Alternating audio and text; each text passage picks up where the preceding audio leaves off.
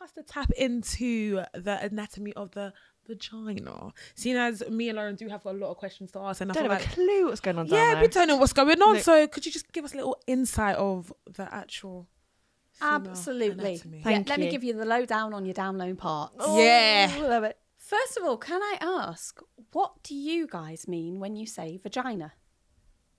A floof.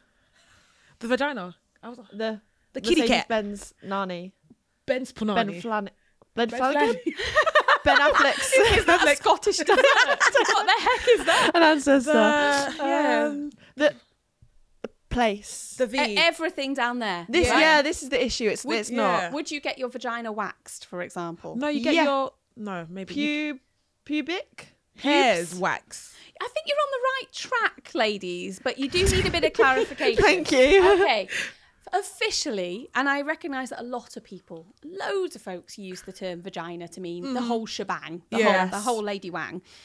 Officially, the vagina is actually just the muscular elastic tube that leads from the outside of the body all the way up to your cervix. So the vagina is the bit where you would put a tampon or a menstrual Okay, disc. right. It's where your periods come out. And if you were having penetrative sex, it's where a penis would go in. That is your vagina.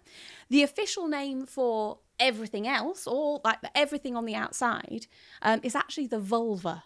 Vulva. So a lot of people, when they say my vagina, they mean my vulva. Oh my and God. to help me remember this, vagina, it's actually got the word in there. It's the inside bit, it's your inside It was tube. before Yeah. our eyes. And the vulva.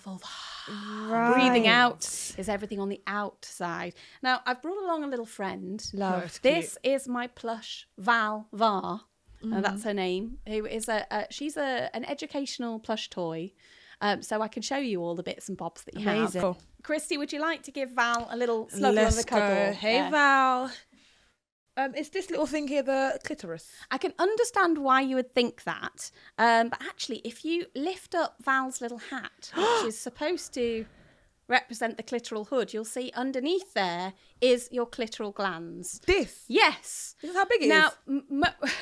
Val is ever so, I'd say she's slightly out of proportion. Okay. So Val is designed to be an unintimidating, cuddly vulval model. Sure. I use her when I'm talking to younger people who might not understand a medical diagram. I use her when I'm speaking with people who've maybe been through medical trauma or sexual trauma and associate things like anatomical diagrams with hospitals and bad experiences. Yeah. And also I just think she's a great conversation starter, isn't she? A Absolutely. squidgy, squishy vulva really- is a really lot. soft. She doubles as a brilliant pillow as well when I'm travelling long distance. So she's got a lot going for her. But I will say maybe her proportions aren't spot on. Okay. The other thing about her, which I'm trying to rectify, is she's extremely symmetrical. You'll see that Val's lips here are Little bit both too Yeah, perfect. they're quite Nice and straight plump. and tucked away. It's very, very normal to have frills and spills coming out. You might have one lip longer than the other. For some people, their labia minora, which are those inside lips, hang down lower outside the labia majora, which are the outside bits. The other thing about Val, Labia minora. Huh? They've got very Italian type names. Labia minora. Labia majora. and what would Madame like to eat today from our lunch menu? Maybe the Labia minora with The a labia- side. Do you have a hold, Lauren? Oh, Yeah, it's very soft. She's like, Sounds I'll just it. take the carbonara. Yeah. You're fine. Yeah, you're fine. please.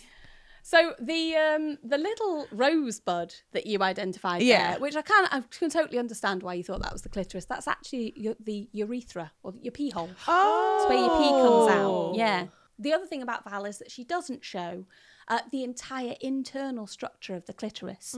She only shows that nubbin, that button that Button. that most of us are familiar with. That That's called the clitoral glands. Right. Yeah. And the hood that usually covers it in most people, although not all. The clitoris is actually a lot bigger than that. That it goes way down deeper into the body, and it has all these these hidden extra parts.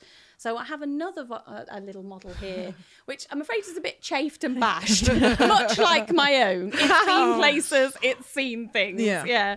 It looks like it's had a run-in with a cheese grater. Thankfully, that's one experience I've not had.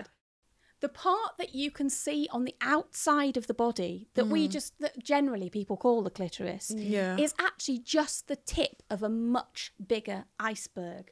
And the whole clitoral body has these 2 legs that extend down behind the labia called crura, and 2 bulbs as well, which again are hidden inside the body.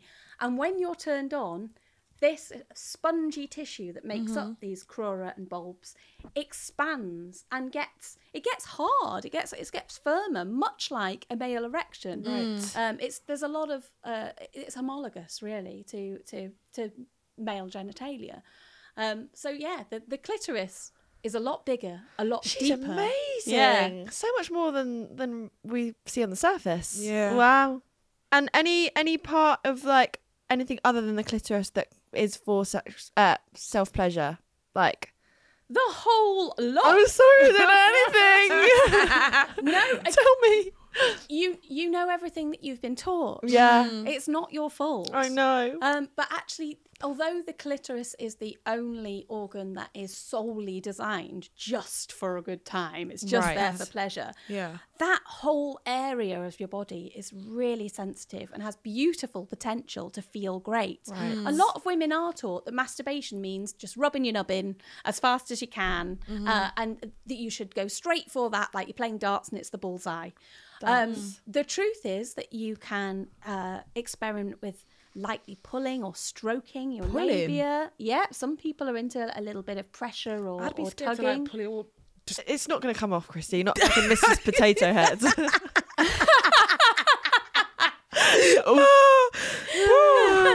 Well, Please don't treat your foof like a sponge. I think you have enough self-control to not rip your own labia. yeah. Oh, can you imagine? Mid-wank. Oh, hell Yeah. no. But yes, Yeah. some people do like a little bit of a tug or a stroke.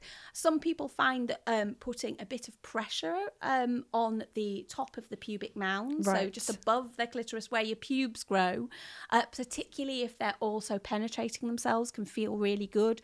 And part of that is because of something I believe that you want to chat about further that is commonly called the G-spot. Who is she? G. She's Well, a G. she is kind of a master of disguise and illusion because for a long time, like since the 80s, when Beverly Whipple first named the G-spot after Ernst Grafenberg, who was a researcher who looked Is at... that a man?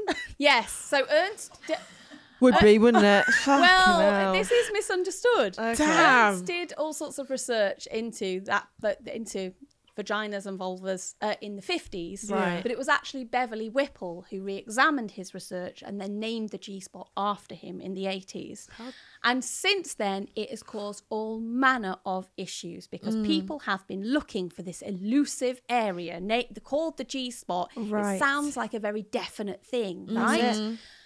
In truth, the G-spot doesn't exist. I knew it. At least I knew it because I always thought like, oh, you guys are just gassing, you're capping, you're talking shit. G this, G that, G no, there's no G. Yeah. The G's not a G.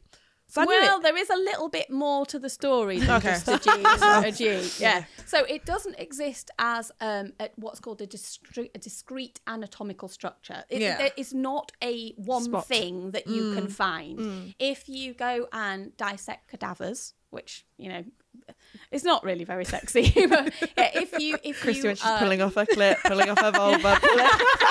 we're back to potato head again, aren't we? Yeah. If you do look at bodies in that way and dissect them surgically, you will not find the G-spot. There's not a thing that you can pull out of the body and go, there it is. I Note it found down, guys. Yeah. Note it down. Having said that, there is an area on the front wall of the vagina, about an inch or so up, that becomes more plump when women are aroused, or can do. It tends to feel a little bit texturized, kind of bumpy. Some people say it feels like corduroy, which is the least sexy thing that I can imagine. Yeah. Urban Outfitters. Love it. In there. And for some women, not all, stimulation of this area, which I call the G area, and a lot of sexperts now say the G area, because it's not just one spot, it's a general zone. Yeah. Some also call it the clitorourethral vaginal complex. That's a bit long though, isn't it? Yeah, it's a bit of a mouthful. Yeah. Maybe not the kind of mouthful we want during sex. Some people find that stimulation of that area can feel really good and can potentially make them orgasm in a way that feels slightly different to stimulating the clitoris on the outside of the body.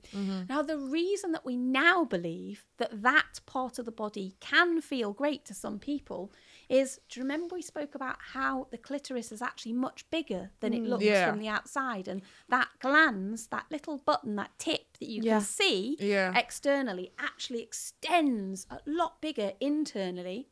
When you're rubbing the G area, you are potentially stimulating the internal clitoris from the back. The bulbs. Yeah, the bulbs and the crura and the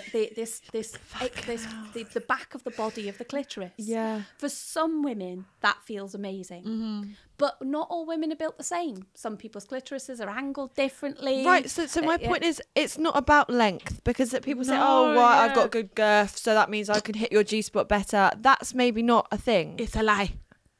No. I mean, there are certain positions that will put more pressure and friction on that G area, arguably, which some people find pleasurable. But there's a lot of talk about, if you hit the G spot, you're absolutely going to guarantee that she's going to have an oh so big that a world will fall in, right?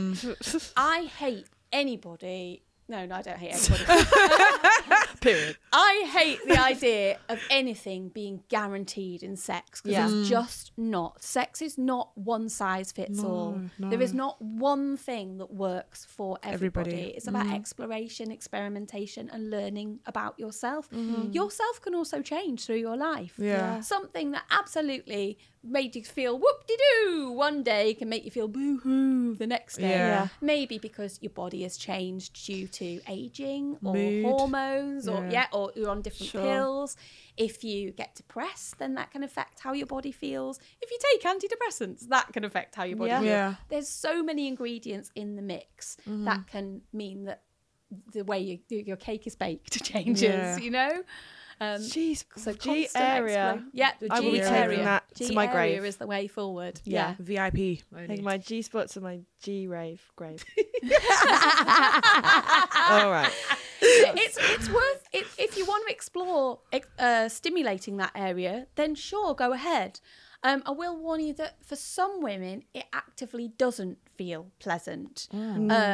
For some people, it, as well as stimulating the back of the internal clitoris, it also stimulates the bladder. So it can just make you feel like you need to pee. Right. Yeah. Or it can feel quite sore. A lot of advice that you read will say to press quite hard. For some women, that's banging. For other people, it just feels like they're being banged and clanged, and they don't like that. The clangers. So there is actually another spot higher up in the body called the A spot. The anterior fornix erogenous. I've not heard about that one. No, it's a bit more of an obscure one. It's not. It's not been all around town like Miss G. Wow. Mrs. A is far more discreet. She's also harder to reach. So your A spot is. Let me think about how to describe this. It's further up inside the vagina. Again, it's on the front wall, so towards your belly button, not towards your backbone.